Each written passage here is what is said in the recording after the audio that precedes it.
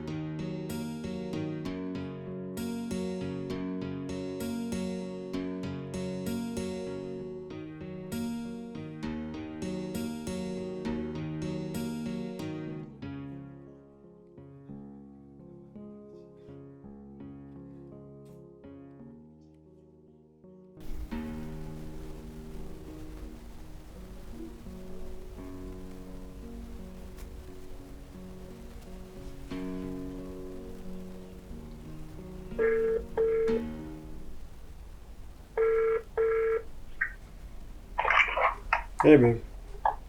Hello? Hey babe. Mister. Babe. Oui. Mister. How are you? I'm good. Nari nkumbuye.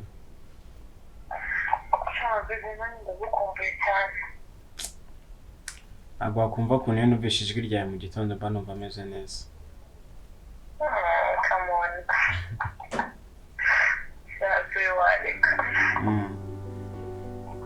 Mr. Ntabwo wagiye kwiga? Ameze neza. Utagiye wavuyeyo? Navuye. Uzi yuko ntaryamye nimerayo nyine ubu nabonaga bikiri mu gitondo kandi ndabona saa saba zigeze almost.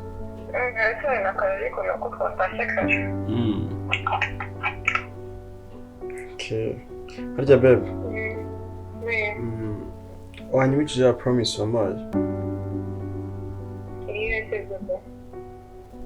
The promise yigeze kuma.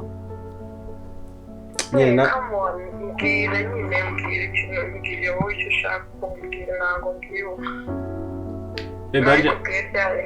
Hati se wanyemereye ko buri kimwe cyose nzakenera icyo nzakenera kumfasha cyose tuzagifatanya.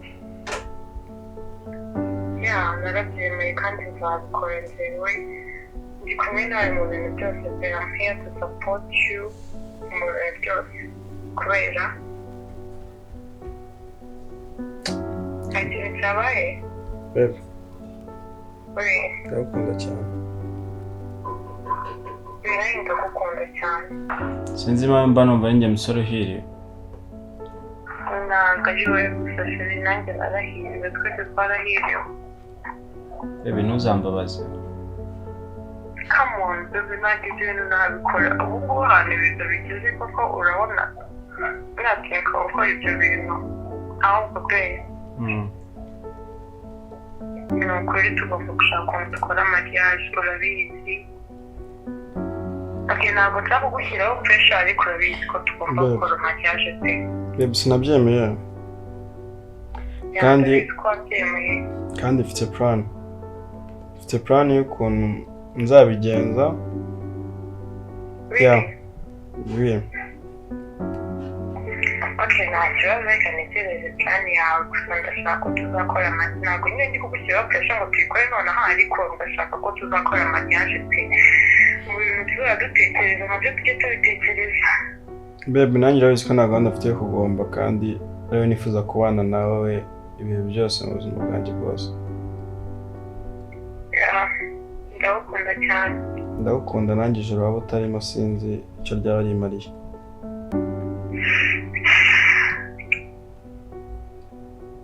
Babe. Okay, reka nkureke ngire utuntu negura. Reka nkureke ngire utuntu negura. Okay, baby. Babe, love you. Love you more. Mwah.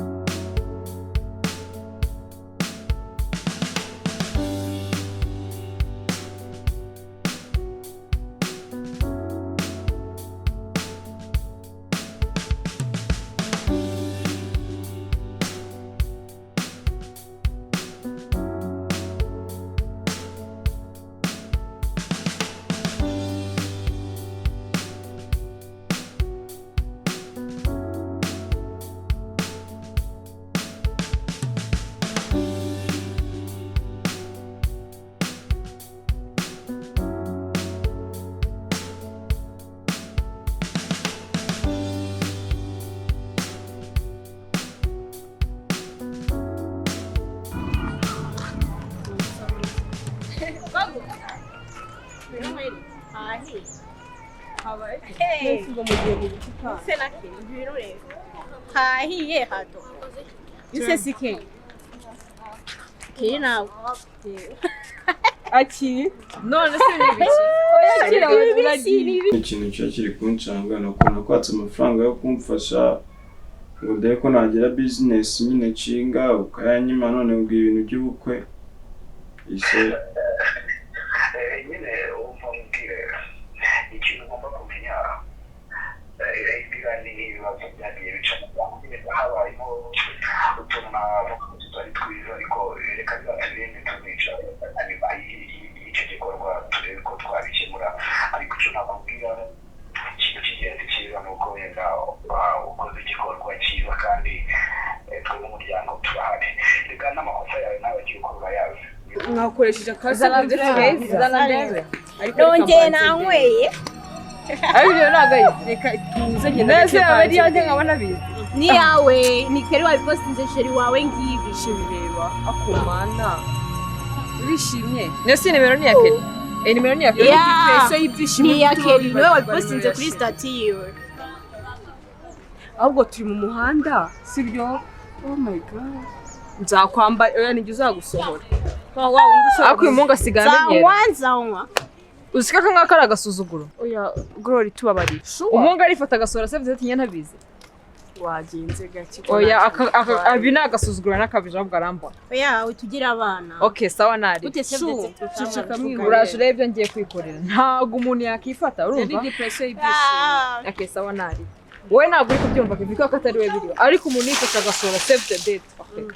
Umuntu yifasha agasora save the date. Uri kubyumva? Nta makuru bifite nibwo wakumva neza ubu ibyo ngiye God. sawa nari ukanze nkwere mbabarira ndaje nkwere ibyo ngiye kwikorera.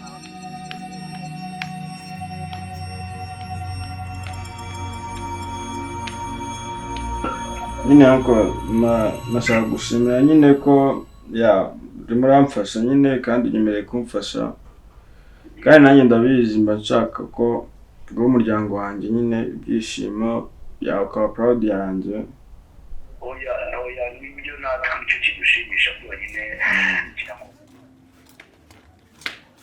iyo nibyo aho nta kibazo rwose What's going on? Kuze Ngoko uri kumbaza ngo asebe uri muzima. Are you mad? What's going on? Kutari kuvuga? Yes, babe. Babe. Don't baby me. Mbabarira. Just trust me. Ibanza bicaye nacyo. Uya nawe ibintu byo kwicara n'ibiki mbonye? Asebe warasaze? Oya na don't baby me mbabarira. Kugera ubusimba micero byose. Yeah. Asereka nkubaze. None ndumva wansaje ndapfuye neza. Akakumba k'igitanda kimwe n'intebe. Niyo ushaka ko njye nahitse twabanamo. Yes, babe. Kuki ubundi ugira ingeso yo kwifata ukagenda ugakora ibintu. Okay, nta kibazo.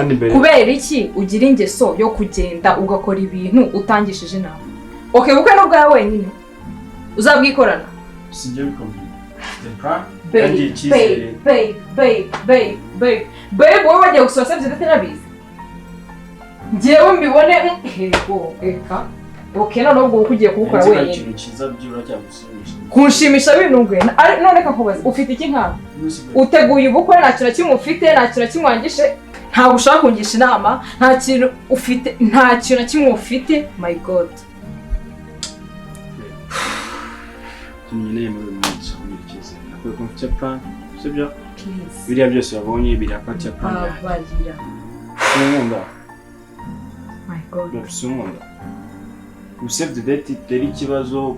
Ni ikibazo gikomeye cyane ahubwo sinzi n'ukuntu wowe ufata ibintu, sinzi n'ukuntu utari kubyumva, sinzi ukuntu utari kumva ko ubu jewe ndi kugenda mu muhanda mbona save the date. Uziko ndi kwireba nka hari abandi. Nyine ubujumbaza ngushaka kumenya plan cyawe. Ntabwo nagomba kuza nkubaza ngushaka kumenya plan. Agomba kukubaza gute wifata ugakora ibintu ngewe ntabizi.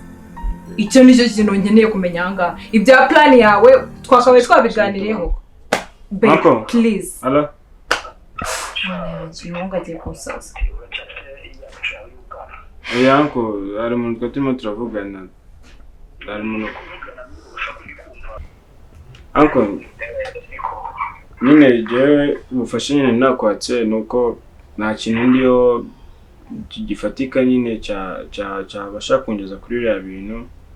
Ntabwo ikibazo cy'ubufasha kuko yenda cyo twagikimwe twakiganira ikibazo nuko mbona ugifite gutwara tujye dufatwa imico y'abana ntabwo urakugiye kurongora kuko umugabo ukitwara gutyo nyine anko ntacyo rero ibyo tubireke yeah igendo ukora ibije yose kandi ugerageze bitarenze ejo unyenyereze ibindi twabyitaho. anko nakoze cyane. Sawa. Murakoze. Babe. Who is that? Babe, sinanakwingira icyizere. Ese ninde? Ni anko niwe turimo turavugana. Nyine Anko umwe ubiburayi. Yeah. Babe, come on. Nize numvise neza. Anko ubiburayi niwe wemewe kudufasha mu bukwe. Neza. Babe. Nyine nayimubwiye tu. Mwana we. Thank you, baby. Thank you. You're welcome. Babe, sinakwiye ko ijoro tarimo. Ijoro nshaka ko wamara ijoro rimo. I know. I'm so proud of you. Shaka twikorera ijoro ryacu hano mu isi. Yeah. Thank you. Babe, ndagukunda cyane kandi ntacyo nazakora ku bwawe. I love you too, baby. And I'm so proud of you. Ntabwo wakumva ukuntu nishimye. Babe, ntabwo wandusha. Sinagusabye ko nura mu ijoro ryanjye nyiri mu isi se. Yeah. Babe, wanarize. Shabere urabizi ko izo ngizo zari inzozi zanjye. Babe, ikintu niba ari ikintu cya mbere kiri kunza mu mutwe ndi gutekereza umunsi wa mbere njye nawe. Shabere wari wambabaje ariko ndishimye cyane ntabwo wabyumva.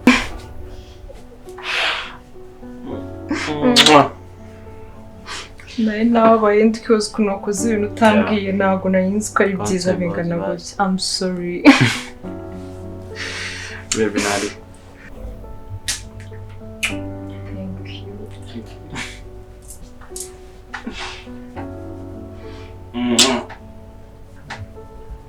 ubwo twakwigumira cyane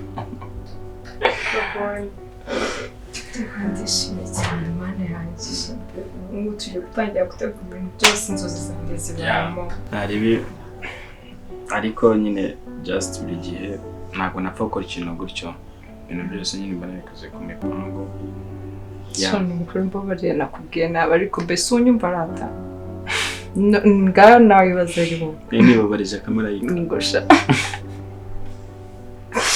bebe ahubwo tugiye gupanga ibintu byose tubishyire ku murongo ahubwo urahita unamfasha gukora kariya kalisite tumenye ngo dukeneye iki umva ndagufasha byose tubishyire ku murongo ntugire ikibazo murashimira Imana ko yabaye marayika nkiri mu isi marayika utuma nishima urashaka kungira isoni yes no babe sunaniwe se reka hano waba ugiye kuba uryamye genda kuri akantu ko kurya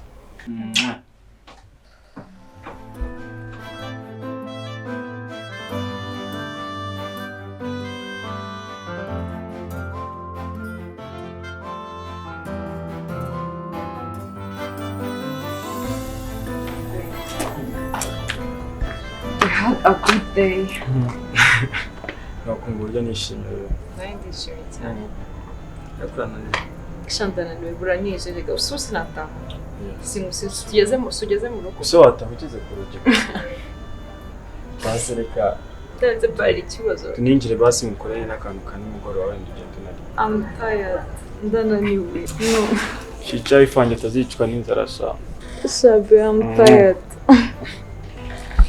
babe reka mubwire nabyumva ute twinjiye ukuramo inkweto mureba n'akandi kantu nambara nakwerekeza Sabe, ndananiwe pe for real ntabwo wananiwe ndarushye cyane ntabwo wabyumva ariko wanjye yarushye njye wungishije hano reka njye kutaka ntabwo nabikwemerera si inkweto zanshuhiye nyine nkuremo inkweto nkuremo n'ipantaro then nkwerekeza sibyo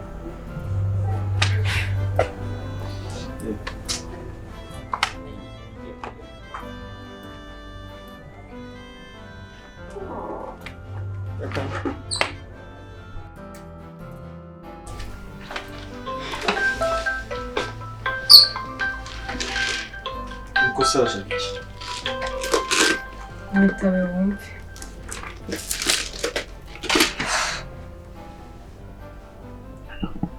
Bonsoir ko amakuru yashaje neza neza nari none se ibipapuro ubona wampaye kuri email ni bwoko ki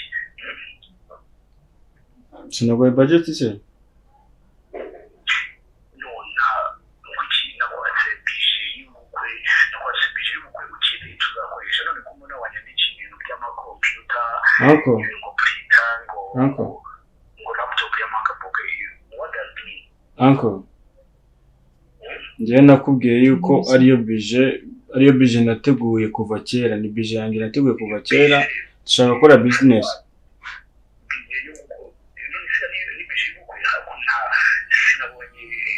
Asanko kuki mwumva mutafasha umuntu nyine muri business mukamufasha mu bintu ntazi by'inyungu zindi ku ruhande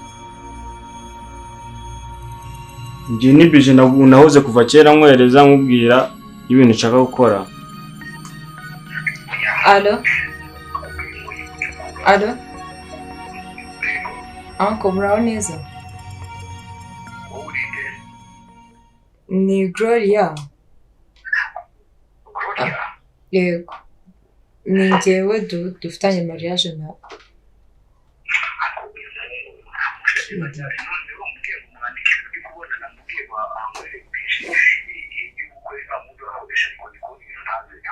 none se ko yakohereje bije imeze gute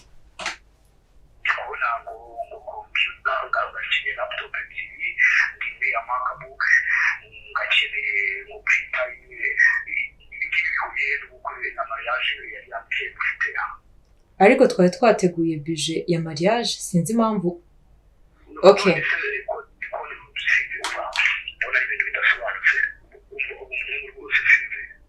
Okay, reka musobanuze neza turakohereza budget ya mariage nyine.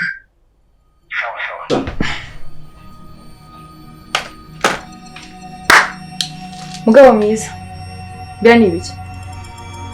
Ariko nakwiye ko ufite plan. Dufite plan cyangwa ufite plan? Njye mfite plan yuko byose nzakora. Ufite plan wenyine? Oya. Dufite plan wowe ufite cyangwa ufite plan? Turakundana. Sibyo? Try to explain. Nawe trying kunyumva.